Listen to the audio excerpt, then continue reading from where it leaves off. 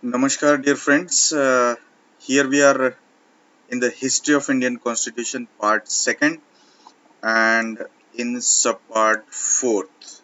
So here we'll go to directly to our points. In our last lecture, we have seen that how the laws has been created, the enactments has been created up to 1909, and in this part we will look after into the fourth part, that is 1919 to 1947 onwards.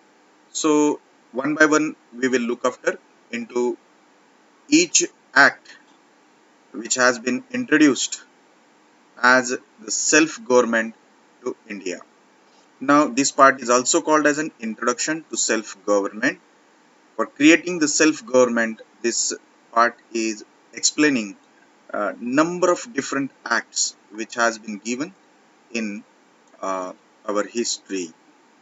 So first of all, we will think about the Government of India Act 1919. We'll see the main features of this act one by one.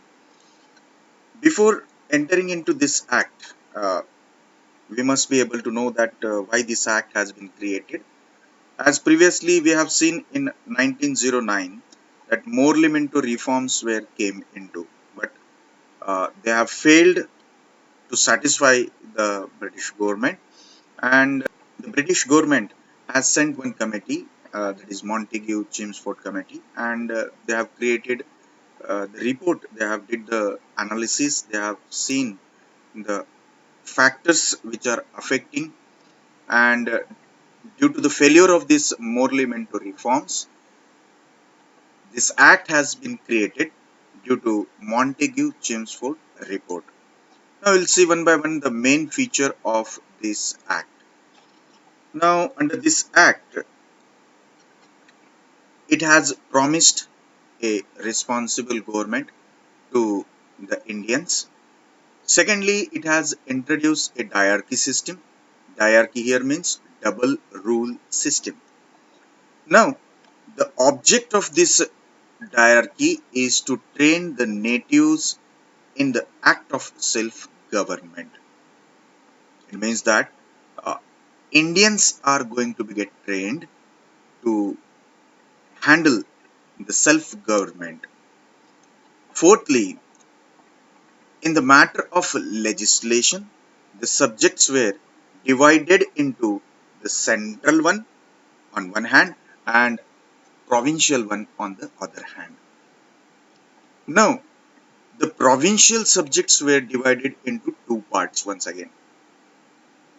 The first one is reserved one, and the second is transferred one, and they are governed by the governor. Now here, the matters of the transferred was of lesser importance and was transferred to the Indian ministers and governors.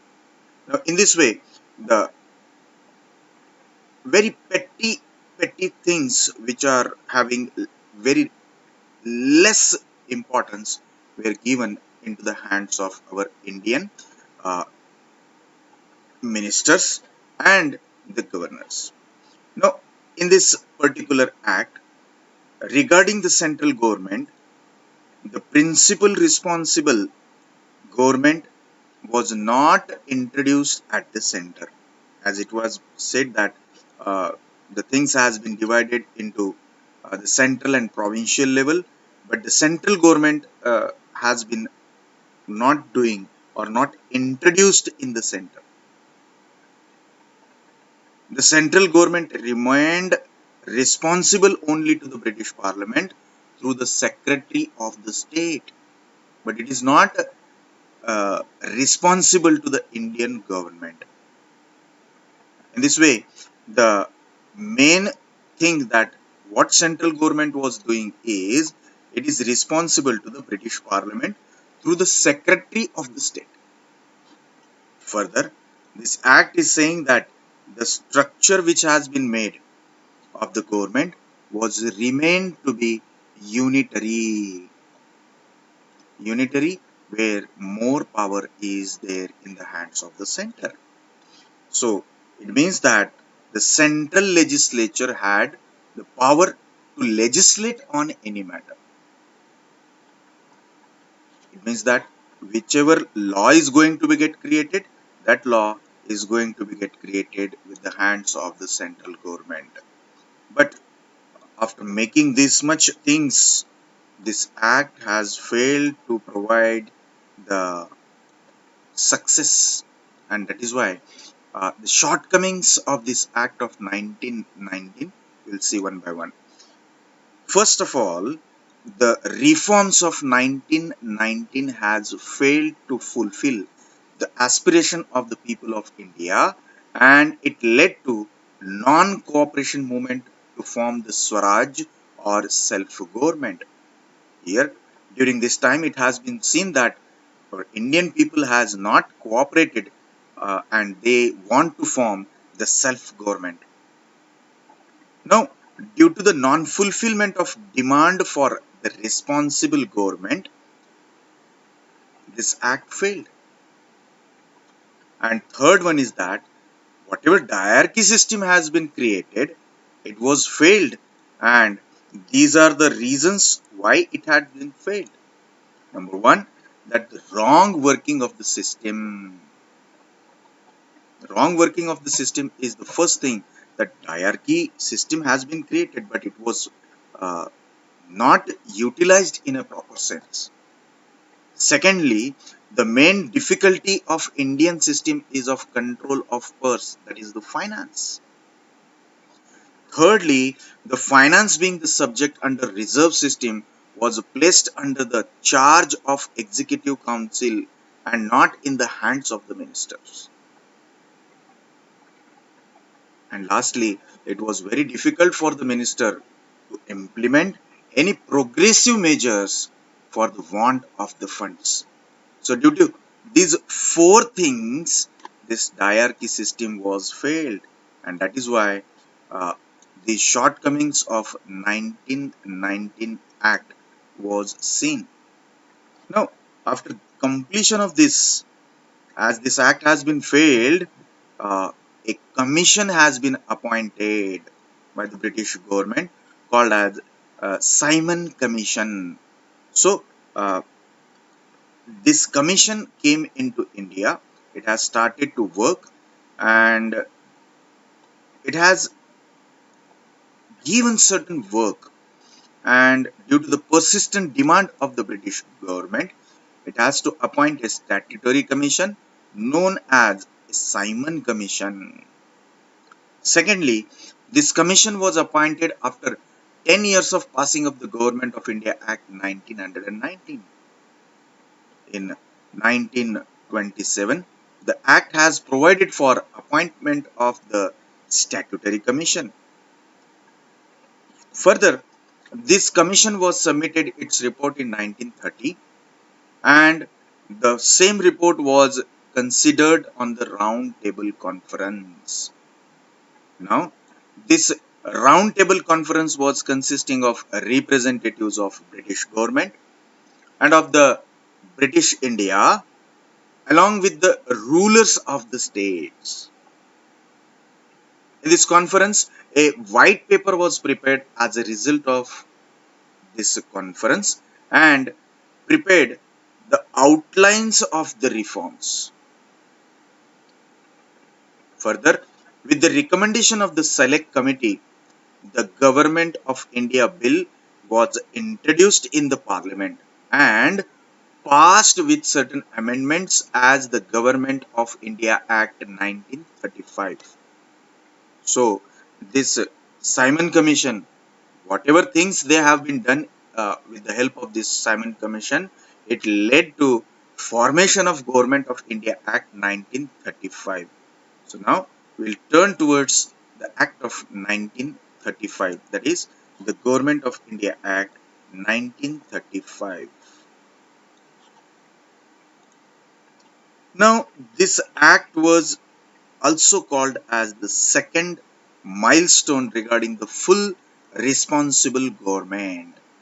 Now, in this particular Act of 1935, It was called as this was the lengthy, detailed document and complicated, having 321 sections and 10 schedules in it.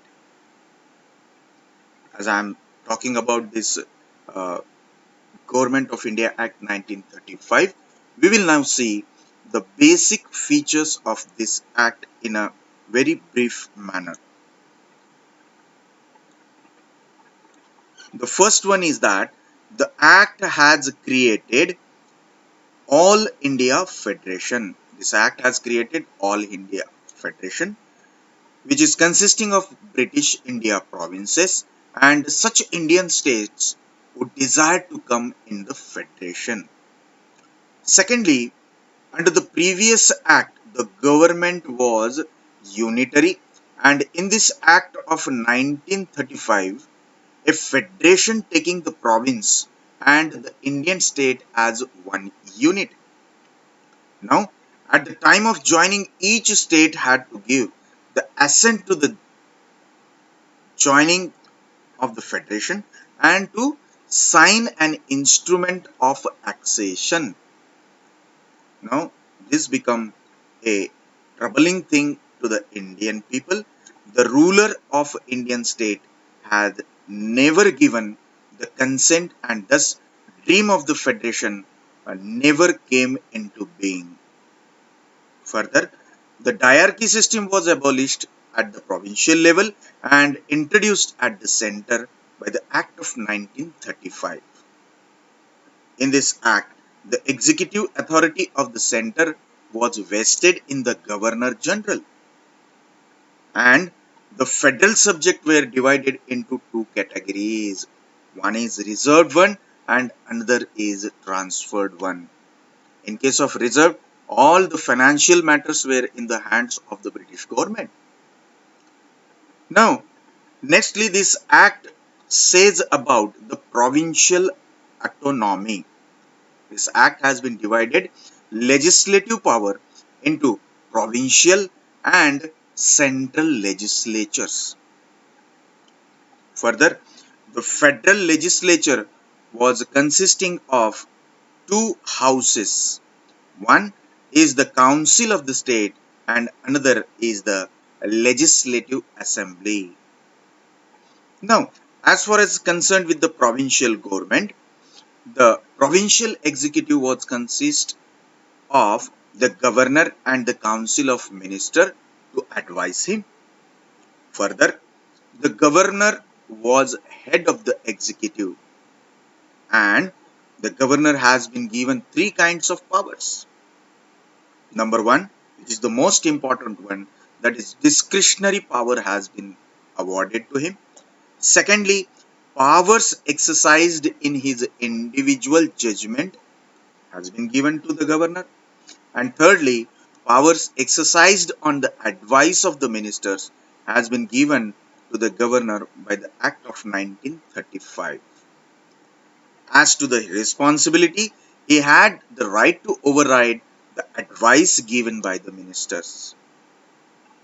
Now, as far as concerned with the provincial legislature, after this act, legislature of Bombay, Bengal, Madras, Bihar, Assam, and unbeaten provinces were made bicameral, that is, the two house system was followed at these places also. Now, the distribution of legislative power between the center and the provinces has been seen. In this act, the federal court were established and its jurisdiction was fixed as original, appellate, and advisory one. That means that the concept of federal court was to be get seen during that time. But uh, in 1939, the Second World War broke out in Europe, and the remaining things what has been fixed by this act was not came into existence. So here we are knowing about certain features of the uh, Government of India Act 1935. After this, The Cripps movement or the Cripps mission was brought in the year 1942, but it has failed due to the consent which has not been obtained from the Indians. And later on in 1946, the cabinet mission plan came into India, and this mission has started on 4th March 1946. So we'll go and look after into the mission, that what recommendation they have given for completion of this uh, cabinet mission plan. So these are only the recommendation which has been given by this cabinet mission plan. We'll see here the 5 recommendation basically. Number 1, there should be a union of India embodying both British India and the states, and with the exception of certain reserved subjects, all subjects were to be retained by the states. It means every time Britishers has kept in their hands the reserved subjects. Reserved subjects means directly I can say that financial matters were in the hands of Britishers and the remaining portion was given to the Indian people. Secondly, the paramountcy of the crown was to lapse. The third recommendation was, for the purpose of framing a new constitution, a constituent assembly was to be get elected. The fourth recommendation was, an interim government was to set up having support of major political parties. And lastly, the proposal of cabinet mission was accepted in July 1946. Election was conducted to constitute the Constituent Assembly, and this proposal was recommended by this cabinet mission plan. Now, after this, depending upon this recommendation, the Indian Independence Act 1947 was came into existence. This act provides for the creation of two parts, that is India and Pakistan, from 15th August 1947. Here, both the Dominion was to have the Governor General who was to be appointed by the King. The Constituent Assembly of both the Dominion were empowered to frame laws for their representative or their respective territories till the new constitution came into the existence. After 15th August 1947, the control of British government was over upon both the dominions, and the British power came to an end. But what has to be get utilized as a law? And for that purpose, till the new constitution were framed, each of the dominion and province were to be governed by the Government of India Act 1935. Further, the post of Secretary of the State for India was to be abolished, and it has been taken over by the Secretary of the Commonwealth of Nations. The act proclaimed lapse of British paramountcy over the Indian states, and in this way we are able to get the independence after or on 15th August 1947. So dear friends, here we have completed the part of introduction of self-government under subpart 4th of part 2 of History of Indian Constitution. Now, in the next lecture, we'll look after the part 5th, that is from 1947 to 1950.